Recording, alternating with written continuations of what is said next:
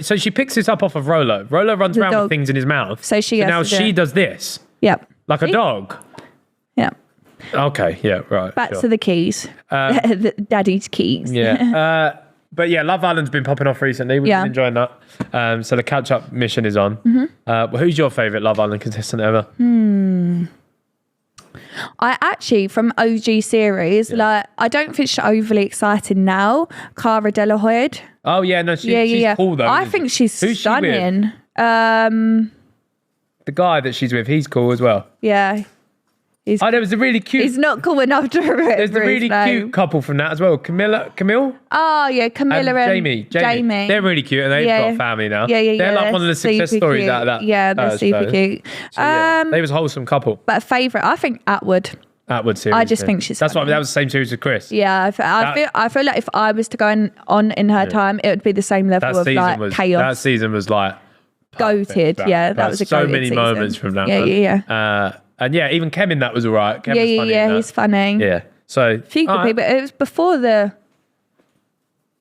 everything before the probably before the Mora series, wasn't it? Yeah. Was just pure goated. I think from Mora series onwards, it started getting a little bit. Now that they do cloutish, it just ruins the awe of like, oh my god, it's Love Island time. Yeah. Whereas now it's like, oh, Love Island's on again. Yeah. Like, is it popping? Like about like a couple months. Yeah. I'm not gonna watch it. Yeah. All right, should we get on to talking about things that are happening in the world? Yeah. A clip come out recently. I don't know if you've seen it. Of the Sidemen boys talking about who they think will leave the group first. I've seen this. And Simon I feel like said... at recent times, right, the recency bias is going to make me look horrid. Yeah, of course. Simon said to everyone who was on the panel, other than Vic, that they was all going to stay, which is very easy to not throw anyone under the bus that's there. They picked on everyone who wasn't on the podcast. So JJ, Simon and Josh were all staying. Yeah. Everyone else essentially was going to leave. Vic's going to DJ. You've got your family. Yeah. And Harry's being It gets Harry. to the point. It's always one of the, this is like a complete in theory I don't think anyone will leave and continue. No one's going to leave. I think if one of you leave, you will stop. Yeah. You're not a boy band. You're not going to be like, oh, like Harry's left the band. We're going to continue. A good point that they discussed, which was quite interesting, was... she don't want Harry to lead the band. Uncle Harry. People discussed is that if someone left, do you reckon like they get loads of attention instantly when they've left?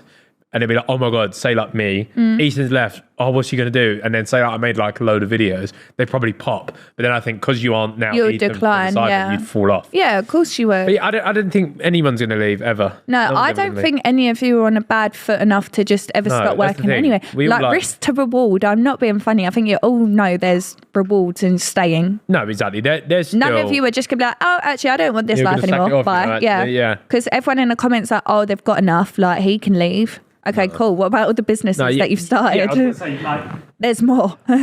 It's all well and good saying like, oh yeah, you've got enough, you could leave. But my thing is, it's the unrealized gains that there is out there. Like there's this is gonna sound shrewd. There's so much more money to be made out of being in this position that we are in. Yeah. So if that can secure her children's future to not worry about things, I'm gonna fucking do it. Yeah, of course. And that's the way your brain thinks now. A lot of people don't realize that, like, I'm thinking 2 generations down the line. I just think as well, like when I was recovering from my C-section, Ethan booked, well, you had 3 weeks off, didn't you? And after a C-section, like it's a 6 weeks recovery. So that's the amount of time we're playing with here, and he only had half the time.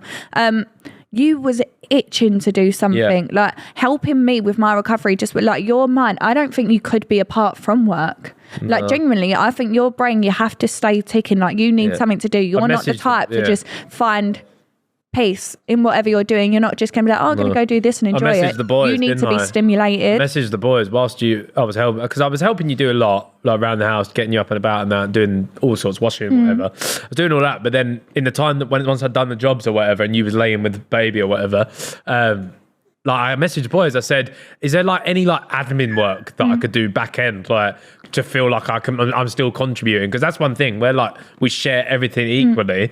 If you're taking like 3 weeks out of the equation, it feels like oh, bro, I'm not doing it. Yeah. So that's the struggle. I saw Vic Star's point as well, and he was like, oh, Ethan's got his family, so I think that might like sway him to leave. Bro, he doesn't leave the house quick enough. Like, it's like, baby's crying, this is fucking chaos, I'm going to work. If we add more children into the mix, see you later, can I do overtime? What, more Sidemen Day? I'll do another video. In my office, let me get ahead. I'll do another video. I'll tell you what, I'll do another ahead. 6. But like, they don't have kids, they don't understand. Like, to you, work is kind of a break from home. The other day, I had recording in the office and you was down on the horses. Yeah. And that was a little bit of that caused some ag in the household, didn't it? It did, yeah. So I had a gaming session. Excuse me. She's back in my corner here. I had a gaming session in the office, which is usually from like 11ish until like 3 p.m, 4 p.m, where we whack quite through a long stint. Yeah, a load of Among Us videos, but it gets us like the videos done for like a week and a half. So it's like a big quest of recording that we get to. Olive was asleep and Faith had gone to do the horses. But Olive woke up just as I was about to press record. So I had to bring her down, clamp her in the chair next to me and record this golf video with Olive next to me. I'm trying to entertain the baby mid-shot. And you said she made you do better though. She did. I actually won the golf session, but guess what? Because my brain was scrambled, I forgot to record my gameplay. It's just my face. It's just my face and audio. So I've ruined the video anyway. I won it. My perspective is arguably one of the most important ones. And I didn't record it because my head was so stressed. And then Faith was doing the horses. We ended up in a little bit, that could end up on the behaviour chart. We ended up in a little bit of a spat. Yeah, but it wasn't just, Faith down horses, she's not coming up. Because that's going to how, Ethan's work comes first. Because it always does, doesn't it? And we have never ever fell out about your work ever. No. But we was actually coming to the previous podcast recording, wasn't we? That's what our very first podcast recording. And what was it? Babysitting, whatever. He was like, oh, by the way, because I just assumed that was a complete miscommunication. It was complete miscommunication. I was like, oh, so you're coming to mum's, we'll take Olive, like, we'll go. And Ethan's like, yeah. And then he's like, oh, by the way, I've got like recording in the office. And I was like, oh, okay, cool. But I won't add 2 and 2 together. Yeah. So you was like, oh, can you drop Olive to your mum's? Yeah. And I'm like, which is like 20 minutes away. So 25. In my world, it's pretty much half hour. Yeah, in my world, what I'd imagined was if I'm recording from 11 to whatever and we got to leave at 2, if you could just drop Olive at your mum's and then come back and we'll both leave together then. Oh, it wasn't here. It was a Gymshark. Oh, Gymshark. It was Gymshark. It weren't the podcast. So it's a whole sports day. And it was driving and getting there was really difficult into London. That's what it was. That's why I'm not a London person. No. I like to go with you. Yeah. However, once I drive, listen, getting her out the house, that's an hour, isn't it? You've said that before. So get her ready for an hour, drive half an hour, drive all the way back to us, half hour. Yeah. But I will have no time to get ready for this Gymshark thing in the time frame that you've given me. Yeah. But, can you take Olive to mum's in like 20 minutes? Well, no.